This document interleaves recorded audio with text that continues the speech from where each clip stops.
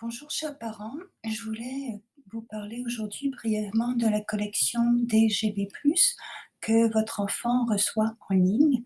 Alors c'est une collection de livres livrés qui vont de 0 à 30 et chaque enfant reçoit une série de livres correspondant à son niveau. Par exemple, le niveau 17, on a plusieurs livres et chaque niveau reçoit un ensemble de livres que les élèves devraient parcourir pendant la semaine.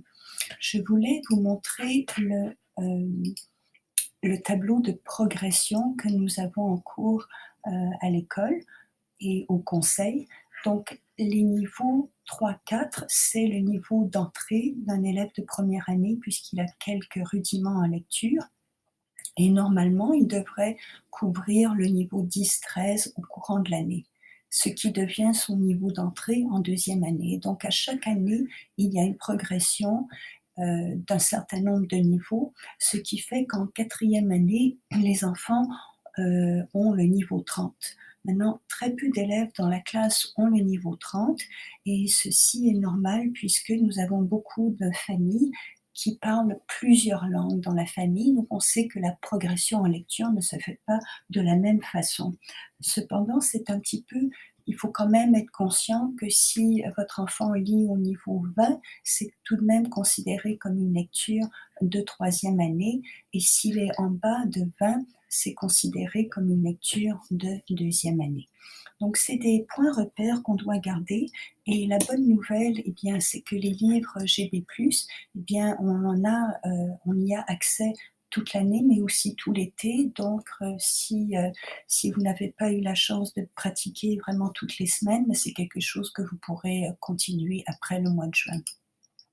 Lorsqu'un enfant vient à l'évaluation GB+, il reçoit son livre et il ou elle a ensuite 15 minutes environ pour se familiariser avec le livre de l'évaluation, le pratiquer à haute voix, regarder les images et aussi essayer de se rappeler des événements principaux dans le texte.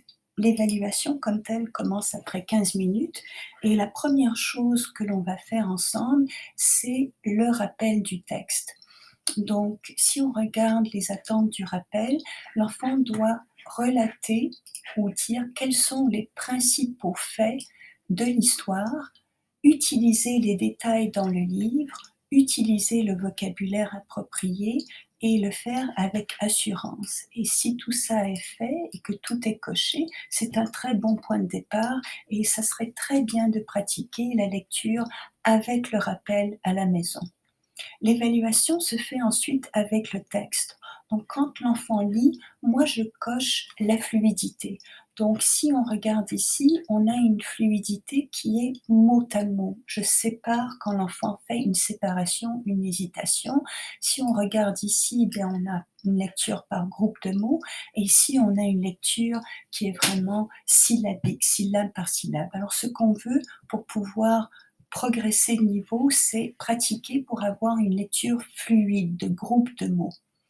Je note aussi les erreurs. Donc si l'enfant, par exemple, dit classer, ça va être noté comme erreur. Si il ou elle dit classer, mais ensuite change pour classe, ça va être compté pour une autocorrection. Et à la fin, je compte le nombre total d'erreurs et d'autocorrections. Et ça va nous donner le résultat ici pour le taux de précision. Donc, c'est un pourcentage d'erreurs. Si le pourcentage de mots justes est plus que 95%, l'enfant change de niveau. S'il est de 90 à 95%, c'est le bon niveau pour travailler. Et si c'est 90% de mots, donc 10% d'erreurs, l'élève doit baisser de niveau.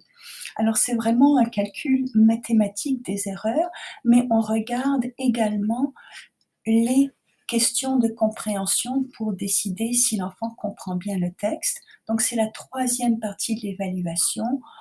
On pose des questions de compréhension en cherchant l'information déductive également, donc l'information dans le texte et la compréhension déductive. Avec tout ceci, cela nous donne le portrait du niveau de lecture si l'enfant reste ou change de niveau.